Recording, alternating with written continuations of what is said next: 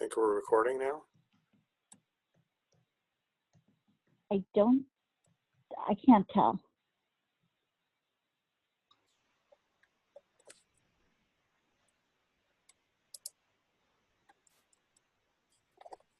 Sorry, everyone.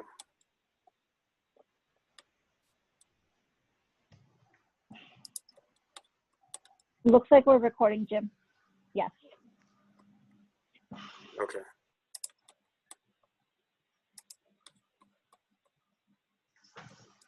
No matter how much you plan, something always comes up. Murphy's still around. All right. Good afternoon, good morning, good evening. Welcome to Enhance International's third in a series of webinars on enabling the resilient enterprise. Thank you for taking time to attend the webinar, especially in light of the coronavirus. My name is Jim DeVries, founder of Enhance International Group. And our first webinar that we had a month ago was focused on defining risk resiliency and the resilient enterprise. The second webinar that we had focused on the definition of agility and how it relates to the resilient enterprise. And this webinar focuses on risk appetite and our ability to enable the resilient enterprise. A little background on EIG. It's comprised of a group of 20+ companies and tenured consultants with track record of successfully supporting clients to make sustainable changes. Most of our team members have 20 to 40 years experience in their respective area of expertise. But most importantly, they have a passion for excellence and enabling the resilient enterprise. Our experts focus on the core areas of people with leadership empowerment, process, operational excellence, knowledge, data analytics, and technology with software as a service solutions to enable greater visibility. We are fortunate to have with us today Greg Schlegel, founder and CEO of the Supply Chain Risk Management Consortium, and has been leading the industry and supply chain risk management and resiliency for over 10 years now. And Greg comes from a very interesting past of 40 years of multifaceted experience from being an IBM executive consultant to the Apex president to now adjunct professor at Villanova and Lehigh University. Greg, a few words? Thanks, Jim. Welcome, everyone.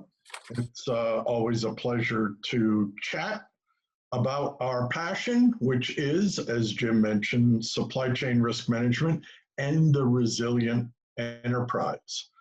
Our supply chain risk consortium, as Jim mentioned, we got 26 companies, including Jim's EIG group, and it consists of about 1,200 risk pros around the world.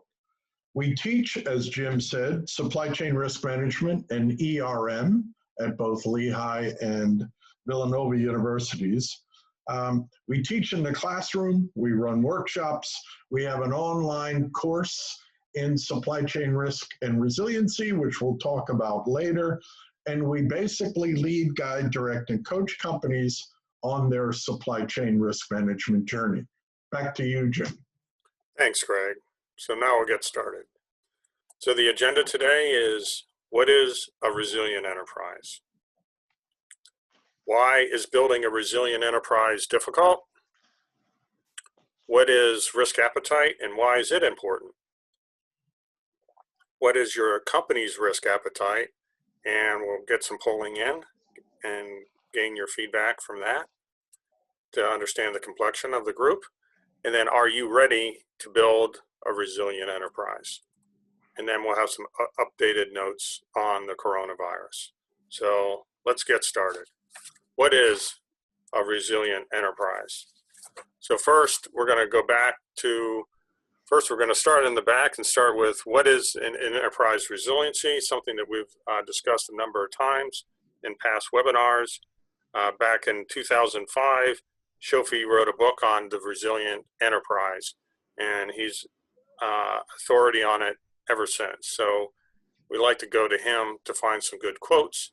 As he says, building a resilient enterprise should be a strategic initiative that changes the way a company operates and increases its competitiveness. Reducing vulnerability means both reducing the likelihood of a disruption and increasing resilience. Resilience, in turn, can be achieved by either creating redundancy or increasing flexibility. Redundancy is the familiar concept of keeping some resources in reserve to be used in case of disruption.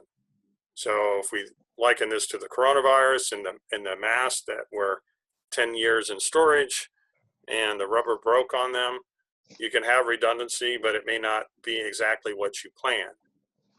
You can have resilience, but it may not be what you planned. So planning for resiliency is really what we want to be focusing on, so that we say, if this disruption occurs, do we have a risk mitigation plan? And we'll get into that a little later.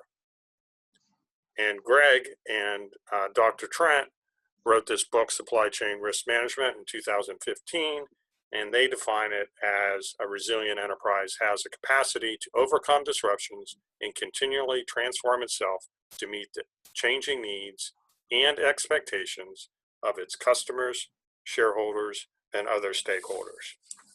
So, in other words, we need to be able to anticipate that events will unfold differently than we plan, and that only the ones that are ready for change will survive those accidental and intentional disruptions that you may have in your supply chain and in your company.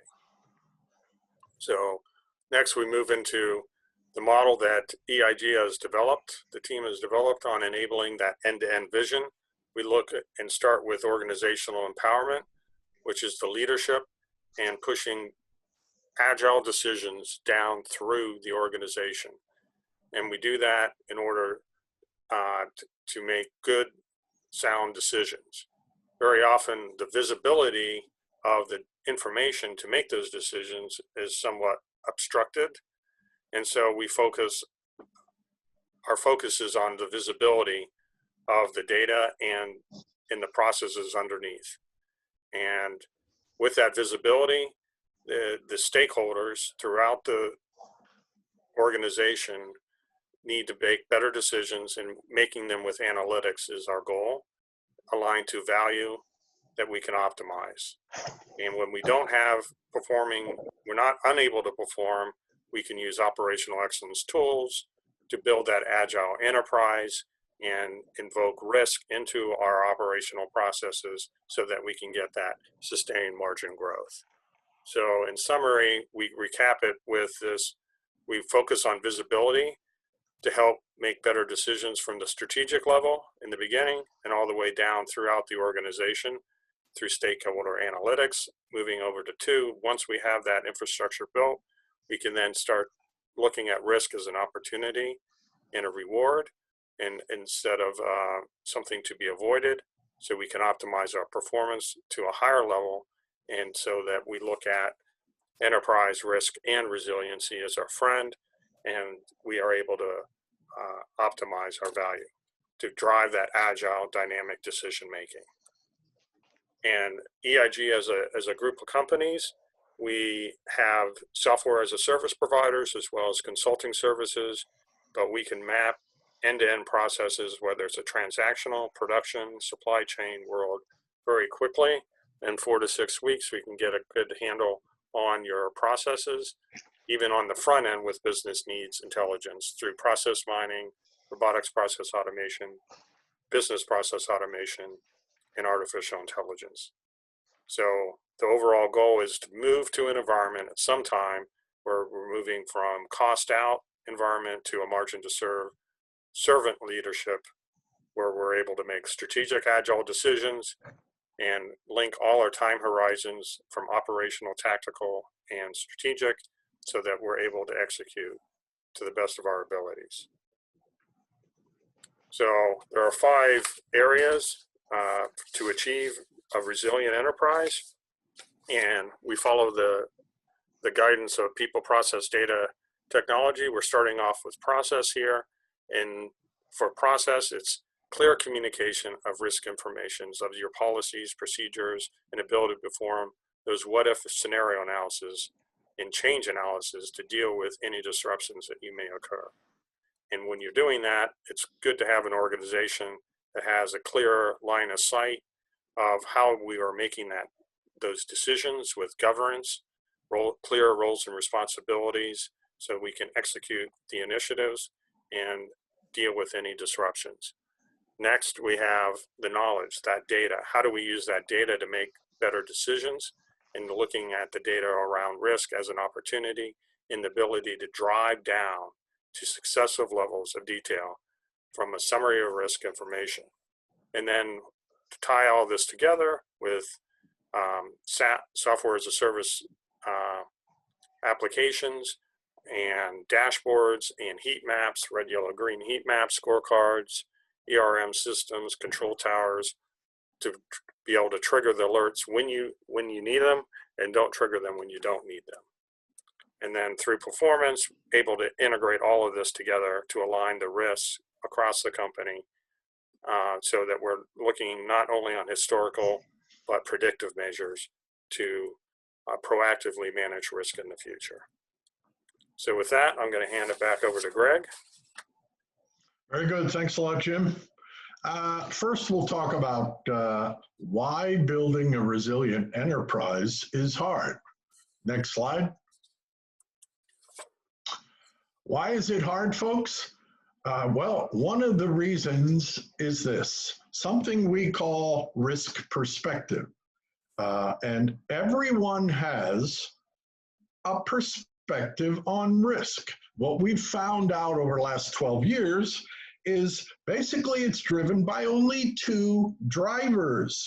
The two drivers are your personal risk experience and where you sit in the organization. So a little levity here in the afternoon in terms of risk perspective. There you have it. And everyone has a perspective on risk. So we thought we'd start with the risk perspective. Next slide. And there's also another reason it's hard, and that's basically called risk appetite. And this comes from a McKinsey risk report, pretty good report if you can get your hands on it, back in 2017. They basically came up with a finding and said this: the risk profession, and there is a profession out there with certifications, .orgs, all good, pure risk, financial, insurance, that McKinsey said the risk profession has defined risk appetite as the aggregate level and types of risk a board of directors and management are willing to assume to achieve what? Strategic objectives and a business plan, consistent with what? Applicable capital available to you, liquidity, and other regulatory requirements. The net on that, and I'd ask Jim to move forward, the net on that, folks, is our opinion. Risk appetite is all about culture, folks. All right? And I'll let the guru of management, Mr. Peter Drucker, give you this one. Take a look. I think it says it all. Culture eats strategy for breakfast, all right? And there's still more reasons why it's difficult. And there's something called, next slide, something called cognitive biases, folks. And this again is adapted from the McKinsey risk report of 2017. All right, go ahead. First one, I think there's 5. The first one, folks, is, think of it this way, action-oriented biases. They prompt us to take action with less thought than is logically prudent. This we affectionately call, remember the book? Ready, fire, aim. That's what this one is. Next one. There's something called interest bias. That arises from incentives within your organization that tend to be conflicting and misaligned. Not that any of you have these, but that can happen. Third one, pattern recognition biases. They cause us to see non-existent patterns in information and data. This is called the confirmation bias. Evidence supporting one's favored belief. This is like blind in one eye and can't see out of the other because you're already convinced. Next one. Stability biases. Tendency towards existing inertia in uncertain environments. This is called sunk cost fallacy, which means, you may have heard this, we've gone this far, we got to finish the deal. And the last one, social biases. They arise from our preferences for harmony over conflict. This is the group think comfort zone issue, or what we normally would call don't rock the boat. All right. So with that, these are some of the reasons we've observed why building a resilient enterprise is so difficult. I'll turn it back over to you, Jim. Greg, this is a great summary of why it's so difficult to drive change in an organization. Very nicely done. Thank you. So now we'll talk about why is risk appetite important to resilient enterprise. So we go back to McKinsey and their definitions. As Greg pointed out earlier, they certainly have a lot of good information on this topic, and they've defined it as risk appetite as the aggregate level and types of risk a board of directors and management are willing to assume to achieve its strategic objectives and business plan consistent with applicable capital, liquidity, and other regulatory requirements. So from a practical point of view, the risk appetite is all about setting boundaries around a company's risk activities. And what could, that could take the form of setting up limits of the business divisions, geography, regions, sectors, industries, products, and so forth. So when you look at your strategy of what you're going to do, what you're not going to do, these are really risk decisions.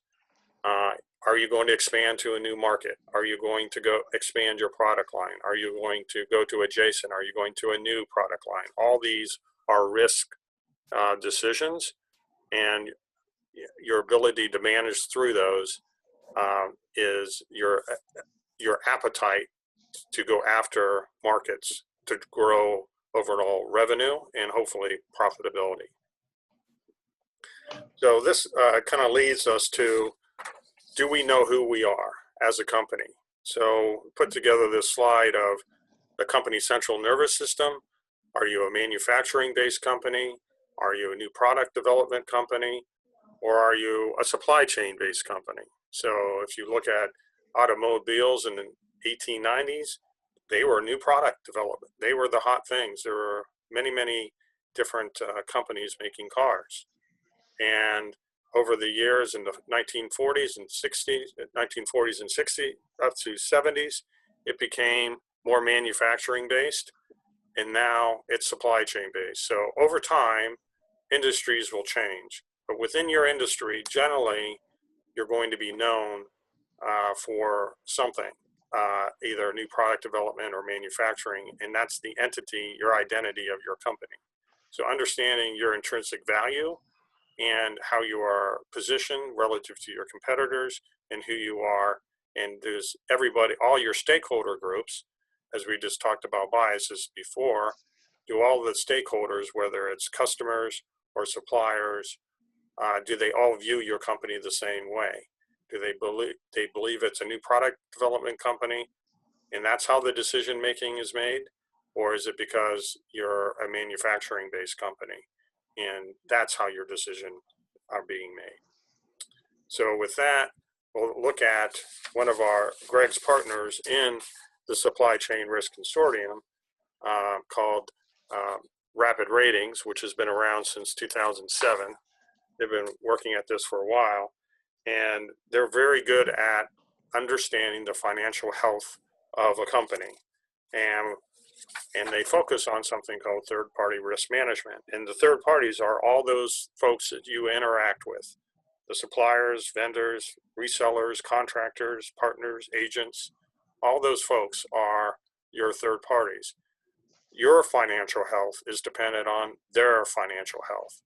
So, you know, their risk is your risk, and you're financially responsible for your third parties in that regulatory risk. It's very important. So some stats here. It shows that, you know, with 87% of the firms experience a disruptive incident within third parties in the last 2 to 3 years. So that's 9 out of 10 of you will have a disruption due to a third party. And then 75% of those same firms experience a supply chain disruption in the last 2 or 3 years. And then 50% of these disruptions came with their tier one, those near suppliers. So third-party risk management has a very large impact to your resilience in your for your company. So some do's and don'ts from a financial health perspective, from Rapid Ratings perspective, is, you know, use actual financial statements, evaluate public and private suppliers on the same basis, and include fourth-party evaluations. Some of the don'ts is don't follow the stock market, don't rely on backyard looking information like payment history as an indicator that can throw you off, and accept incomplete information. So that gives you a little bit of an idea on third parties, something you can do right away to help minimize your risk and have this visible within all your third parties. So one of the next thing we'll talk about is the real impacts from a reputation, brand risk perspective. Harvard Business Review study of over 150 companies in North America and Europe with revenues over $1 billion found that 83% suffered significant losses from doing businesses in emerging markets. So once you hit $1 billion, you say we're going to expand, you start doing business in other areas, and what happens? You know, you start losing money because you're in areas you're not familiar with. You have regulatory requirements. You know, average loss per year is $260 million, or about 0.7% of their annual revenue. And 99% of the incidents involved a loss caused by a regulatory violation, such as bribery, fraud, and corruption. The laws in the US are not the same as they are overseas. So that's why 70% of all the corporate litigation in the US today is associated with the Federal Corruption Protective Act. So agents performing poorly on the behalf of your brand. So I can attest, in my years overseas, I saw this quite a bit. This is always something that you would want to be looking at, especially as you're growing globally. Greg? You bet. Thanks, Jim. So what is your company's risk appetite? You might have already gone there and said, so we're going to explore that in this section. So take a look. This is a basic concept of risk management, and we'll revisit this picture image and set you up for some polling questions and some definitions in just a minute. But what we have here is a classic 2x2 graph. On the left, the y-axis is what we call the level of risk appetite from low to high. On the x-axis on the bottom is the reward associated with taking a risk, again, from low on the left to high on the right-hand side. And so we color code them in the 2x2. So let's start down at the bottom right quadrant, all right? It's somewhat desirable, a little risk there, but it's got a high reward. So not a bad spot to operate in.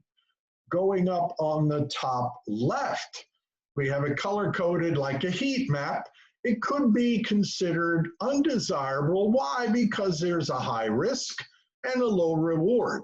And then, excuse me, you have folks operating in every one of these quadrants. You might say, well, why do companies operate in different quadrants? Like, why would you be up in the top left? Companies do operate in all four of these quadrants for a myriad of reasons, whether it's product, industry, specifications, competition, and so forth. So, the net is, before we move on, the dotted lines are what we call theoretical risk frontiers, and we'll talk about them in a minute. All right, so we just wanted to set up the discussion on risk perspectives and risk appetite and risk strategies with a picture image. Okay, next. With that said, with that background, our group participation exercise is going to go kind of like this. All right, we have 4 risk perspectives that are generally agreed upon in the pure risk profession. All right, and so we want you to pick, as we go through these 4, we want you to pick or write down what you feel represents your company's risk perspective today. So let's go through the 4 quick definitions. First and foremost is something we call pragmatists. These folks think the future is very unpredictable, which it is. Thus, they avoid commitments and keep all options open to the maximum extent. They're not big believers of strategic planning. They focus more on effective response and flexibility. Next, there's something called conservators. Here, increasing profit is not as important as avoiding a loss. In this arena, many of the companies feel the world is filled with many, many dangerous risks, which it is, and that these risks must be careful. They must be very careful to avoid these risks. There's conservators. Next, managers. Careful to balance risk and reward. This view employs experts like Greg and Jim to help find the risks that offer the best rewards while managing those risks to ensure sustainability and viability. All good. Last one. Maximizers. This perspective doesn't consider risk to be as important as profits. Businesses will accept large risks as long as they are well compensated.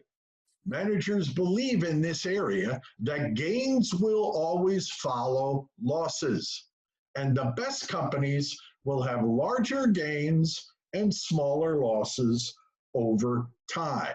So those are our 4 risk perspectives that we would like you to identify one in our polling, which we will get to in a minute.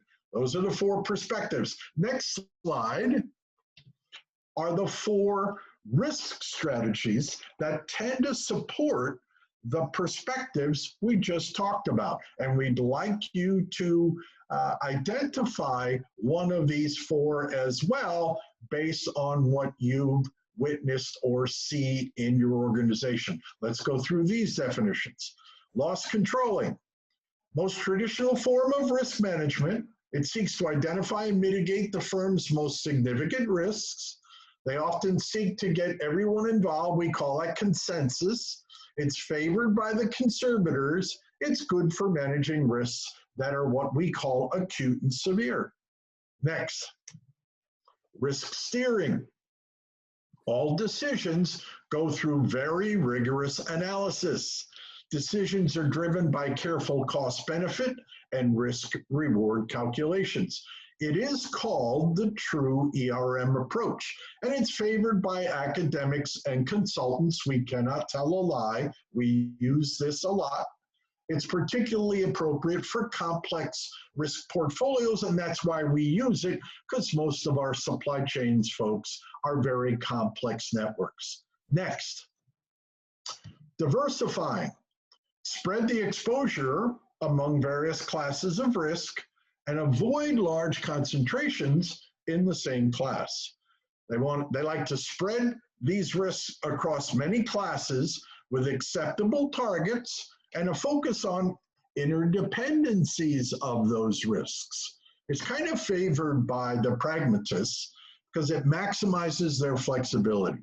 It's good for risks that are highly uncertain. And the last definition, risk accepting. It's favored by financial firms attempting to get the price of risk correct. A lot of complicated models analyzing risk, reward, cost, benefit. It's mostly done by transaction or with large projects. It's favored by the maximizers. So we've given you 4 risk perspectives and 4 risk strategy definitions. And now we'd like to go to the polling. All right, so for the polling, if everyone would turn on your phone or open up your phone and go to your text window and enter in a new person or a new contact. And that new contact is 2233. And then once you open that new contact, then text in that new phone number, 2233, Greg Schlegel 910. And Schlegel is SCHLEGEL. So lots of E's, no A's. So you got Greg Schlegel with a bunch of E's and the number 910.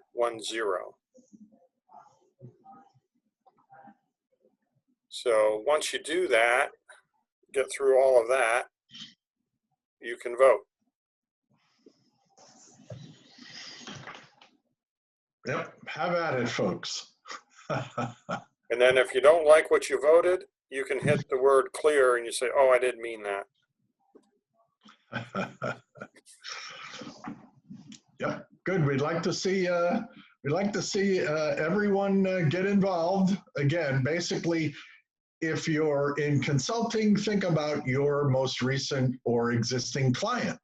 You're just looking to see what profile we might view from the audience. Don't be shy. Your boss isn't watching. That's true.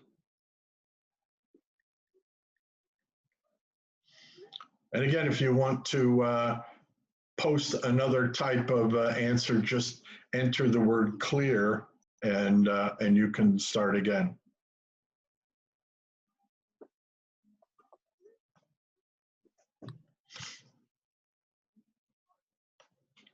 So we'll give it another minute while folks get their cell phones working. From our crowd, it probably takes longer than the younger crowd. Well, as an academic, a little levity here as well.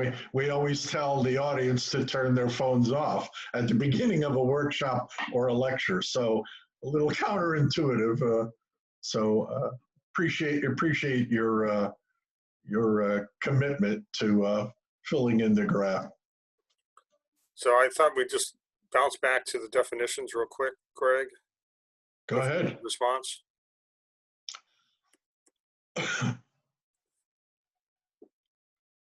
it sound like we had pragmatists and maximizers? Yeah, I think we might have had one conservator as well. Again, remember, folks, there's no right or wrong answer. It's very much driven basically on the culture of your organization, to be honest with you. So there's no right or wrong answer. We like to give you an opportunity to render an opinion on the risk perspective. And that's fine. Maybe we can move on to our second polling question, Jim. And we talked about the perspective. Now we ask you, and again, if you can clear your screens if you got through, what is your opinion regarding your company's risk strategy? We gave you the perspective, and then these are the strategies that tend to support those perspectives. So if you can take a minute or two and basically enter what you think your company's strategies have been. There's one on risk accepting. See if we can get anyone else to render an opinion about what you may or may not have seen through, excuse me, through your company. I will go back to the slide so they can review the definitions. That might help.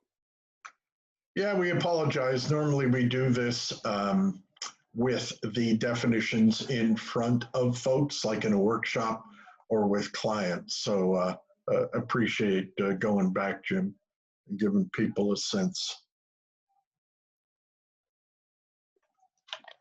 All right. So again, no right or wrong answer, folks. You know, it's just it's an opinion based on your observations. That's good. We got a few different profiles coming through. Looks like we have a lot of diversity in the group. That's good. All right, so we appreciate you attempting to give us and render your opinion, and we want to, you know, we will share the definitions after the session as well. So thank you very much. Remember, there's no right or wrong answer. We just wanted to get you engaged a little bit after we gave you the definitions of risk perspective and risk strategy. All right, we can move on. All right, next, let's talk a little bit about, are you ready to build a resilient enterprise? So with that, we'll move on. We'll start first with our 4 risk perspectives again. You can see them now on the screen. They're displayed on what we call a 2x2 graph. And I'll go through the graph again. On the left-hand side, the y-axis is risk appetite from low to high. On the x-axis is risk frontier, or the strategies that we just talked about. You can see them from left to right: loss control, risk steering, diversifying, and risk acceptance. So essentially what we do is we plot Venn diagrams, for lack of a better term. We plot the 4 perspectives onto the 2x2 matrix to give you a sense of where these 4 different perspectives tend to operate within this context of a risk frontier. All right. So essentially, we do this to answer the first of 3 questions, and that is, who are you? That's what this attempts to answer.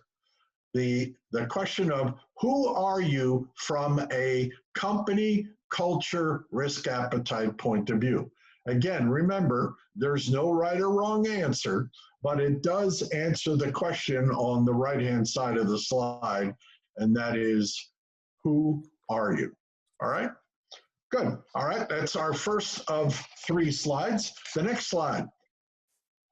This is our resilient enterprise maturity model, or what we call the long haul model. All right.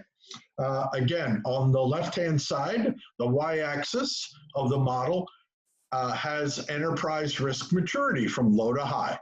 On the x-axis, it has competitive advantage over time from 0 to infinity. All right. What you see in the chart is 4 stages. We've put these together, researching our book. The book is driven around these 4 stages. They are visibility, predictability, resiliency, and sustainability. And I'll give you a quick thumbnail sketch of each one. Down the bottom is visibility. That basically is, do you have visibility upstream to your supply base and downstream to your customers? Why is visibility first? Because what you don't know about your supply chain can and will hurt you.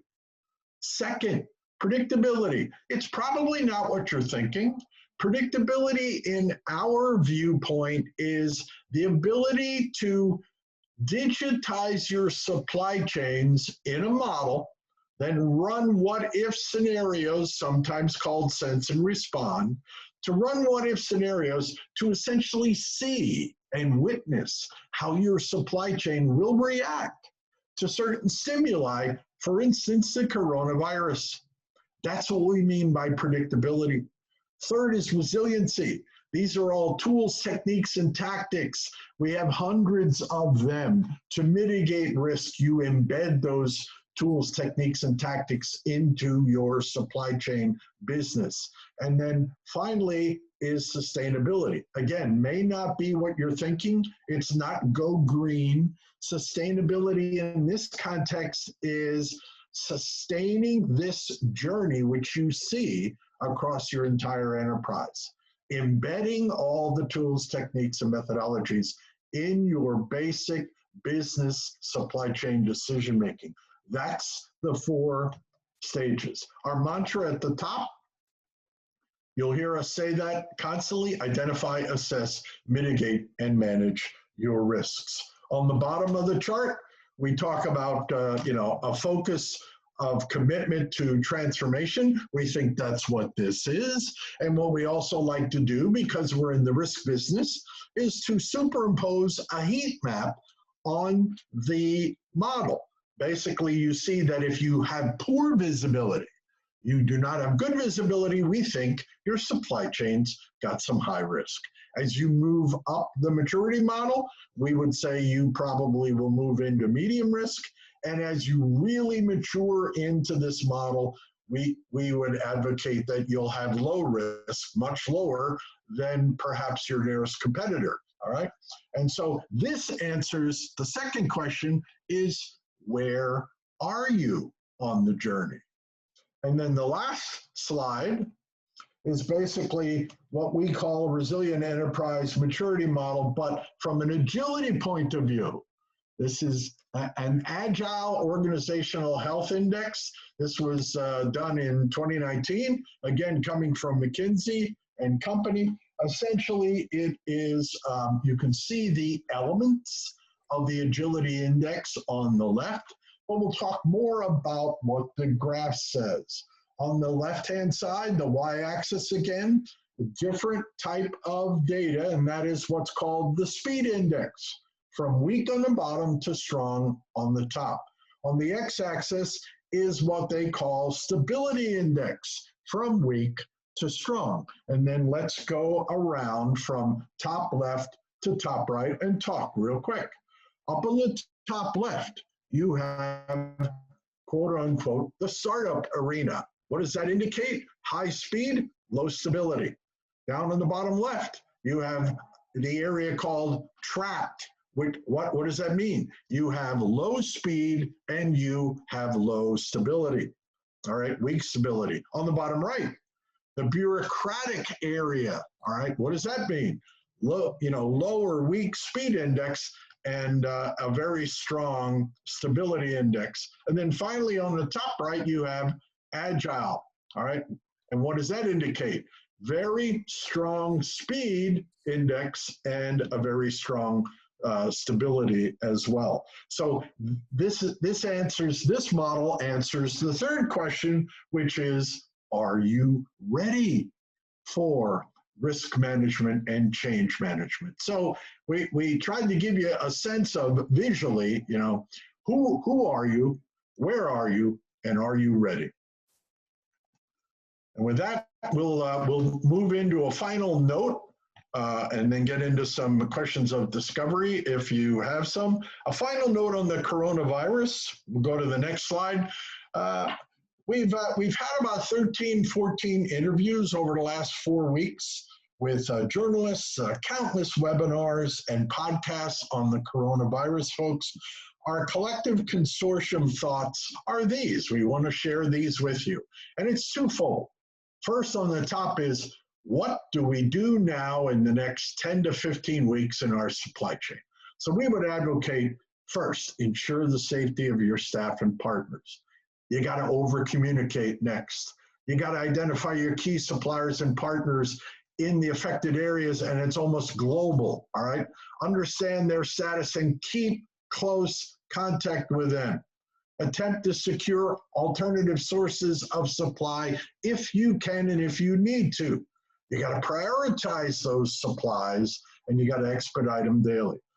Maybe secure alternate logistics capabilities, but remember, you're probably going to pay a premium for these. And finally, watch your cash. You know, we call cash the red line number. If you don't have cash flow in catastrophic risk events like this, if you don't have cash, you don't have a business, all right? So to do that, we recommend you take a look at two methodologies. One's called the Altman Z-score, and one's called CCC, Cash Conversion Cycle. The Altman Z-score and Cash Conversion Cycle are free. You can Wikipedia the definitions. Altman Z-score, basically, folks, can forecast financial bankruptcy 12 to 15 months into the future from today with a better than 90% forecast accuracy.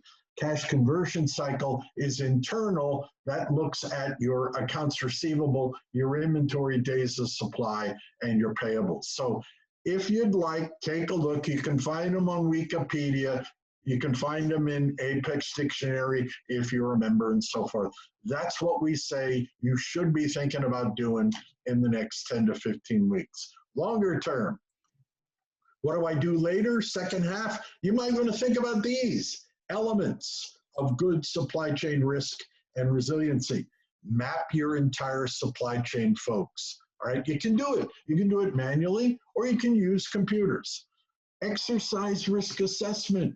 You got to identify your risks and then assess those risks, because not all risks are the same. Then plot those risks that you've identified across your supply chain map.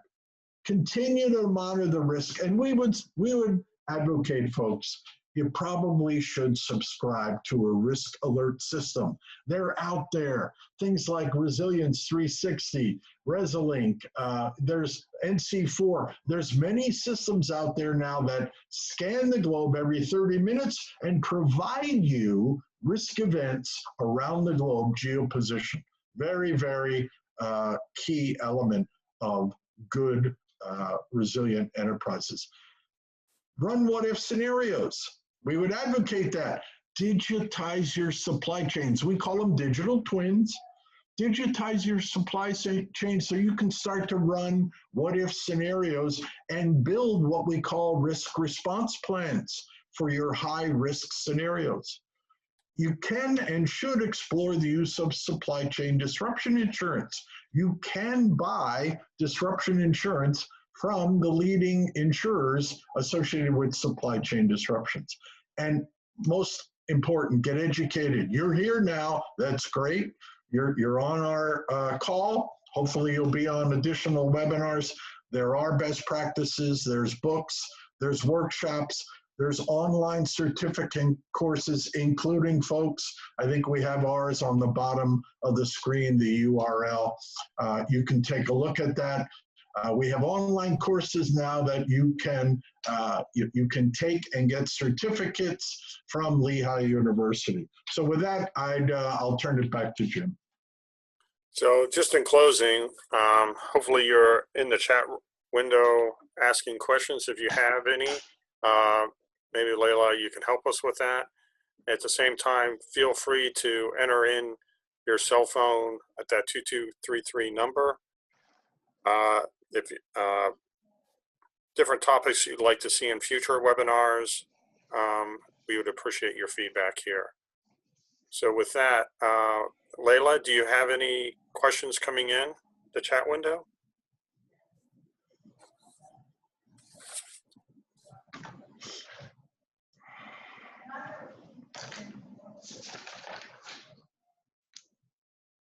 Layla, we can't hear you.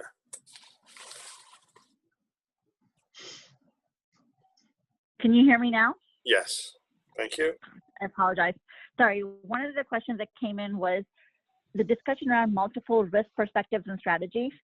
Can a company have more than one risk perspective and or strategy? I'll answer that one first. The answer is definitively yes. Many of our clients are rather large. We basically had one $7 billion organization a couple years ago with 7 $1 billion divisions. And we thought at the time, a little observation, we thought at the time that we would go into this organization and we'd harmonize and standardize risk appetite and perspectives and so forth across the enterprise. Totally wrong. What we found is that every single division had a different risk appetite, a risk perspective, risk strategies based on their culture, their business, their product, their specifications, their industry, and their competitors' folks. So yes, you can. In any one organization, you can have multiple perspectives and multiple strategies.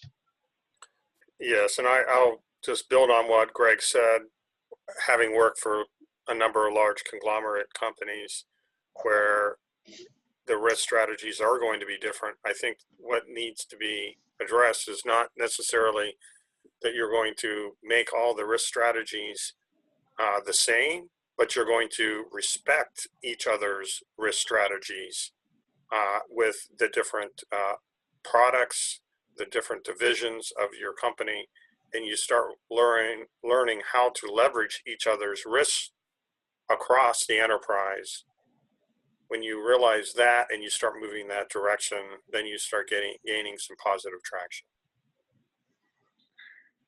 So it sounds like start with making your risk perspective and strategies visible to each other as part of a company conversation, and then build from there. Yes. Visibility, visibility, Awesome. visibility. I set you up for that one, Jim. Yeah, thank you. Couldn't even help myself. The next set of questions are around the resilient enterprise maturity model and two parts of it. Where can companies find it? How can they use it to figure out where they are? And the last part of the question is, are there companies that you both consider to be resilient based on this maturity model? All right, I'll give the first one a shot.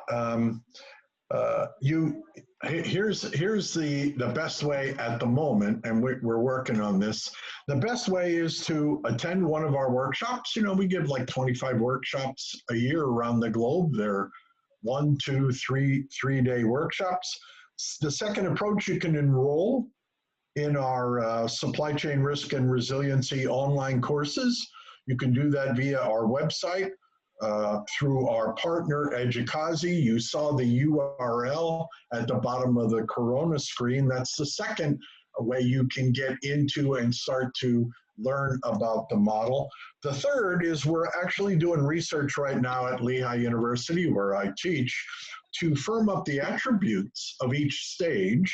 I gave you a thumbnail sketch, but we're firming them up. There'll be about 38 questions of discovery for each stage when we're done. And why are we doing that? In order to provide the model to everyone via downloading from our website. So that's where we're going.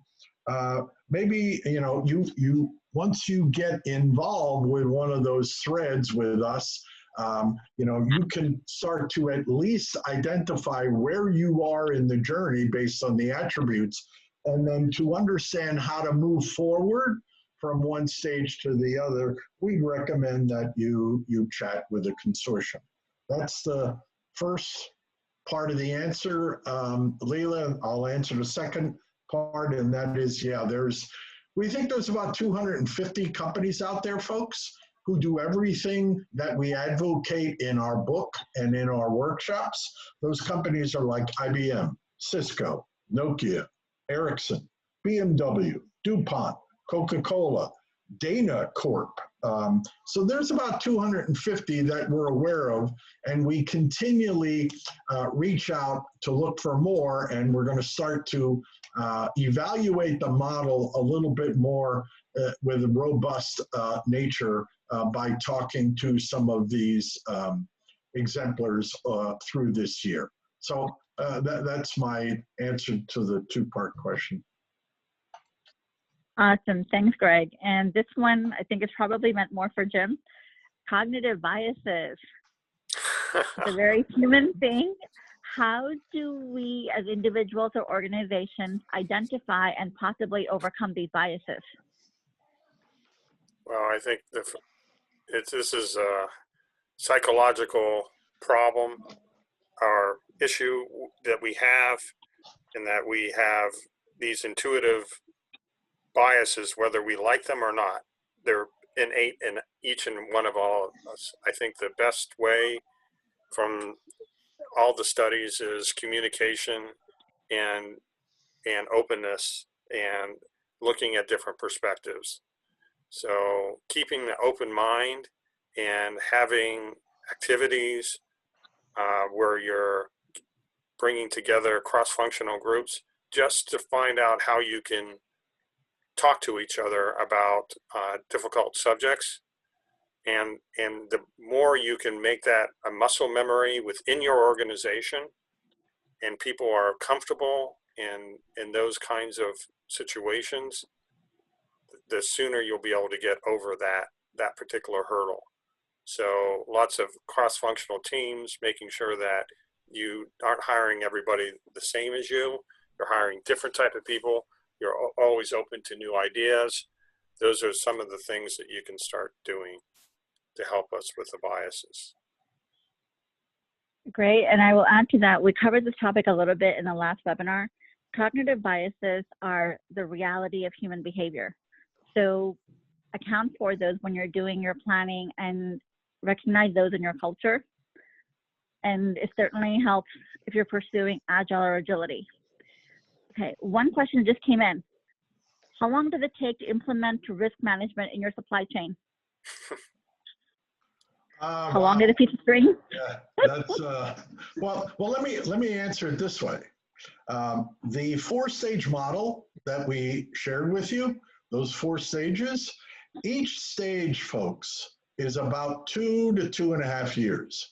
So you can do the math. Now you can go a little quicker. Some go a little slower, again, because of culture. How fast can you? How rapidly does your company embrace change?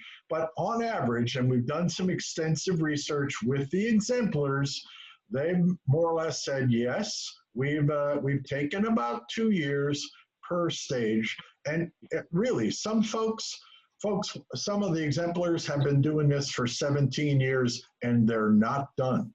The exemplars, they're not done. They still have more to do. But to answer the question succinctly, each stage is about 2.5 years. Okay, great. And one last question before we close. How to deal with the black swan risk in the supply chain? Wow, okay. That's a pretty open-ended question. Well, but it's a good one. We've teased it up, I mean, everyone's wrestling with it. I'll give you my opinion from doing this for 12 years, folks, and that is you have to sit down and do some scenario planning.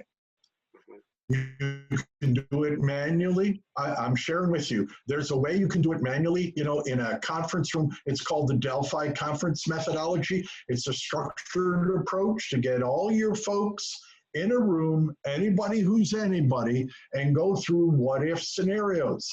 Then you can essentially assess those scenarios using things like risk priority numbering, which is a Six Sigma methodology, and we also use quantitative measures called VAR, value at risk, all right? And you can assess those risks, and then you basically force rank those risks in descending order.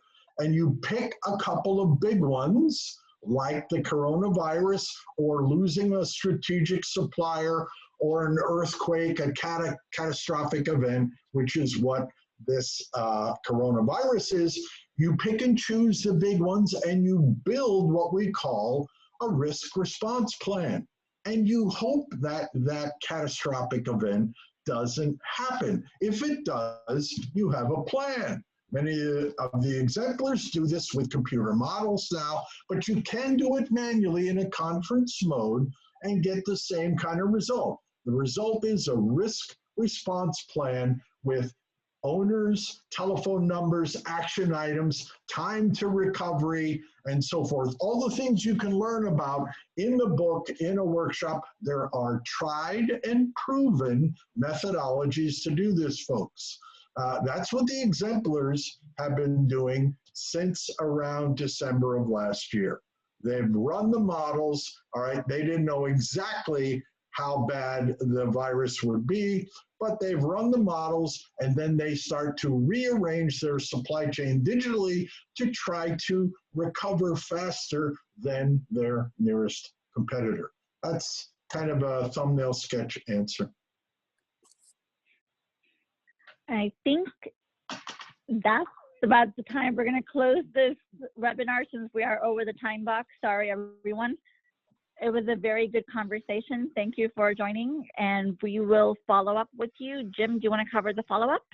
Yeah, so we'll be following up with you. Feel free to reach out to me on email directly at jdevries@consultingeig.com. Also, you can visit the consultingeig.com website. If you would like the slides, just email me and I'll send you the slides. Eventually, we'll have everything posted. We're going through some changes in our website, so maybe another 2 or 3 weeks yet before you can pull off the webinars off the website. But if you want it sooner, let me know and I'll get it to you. Potential future topics for our next webinar in 2 weeks, we're toying between these 3 elements of the enterprise, where we look at what makes an enterprise. Then the second is building strategies to enable resiliency through agile rapid sprints, more of a top-down look at things, and then how artificial intelligence can enable the resilient enterprise. This artificial intelligence is a hot topic, so if you, we would be focusing on that particular. If you have any opinions, please shoot any of us an email so we understand what's most pertinent to you. Thank you so much and have a great day.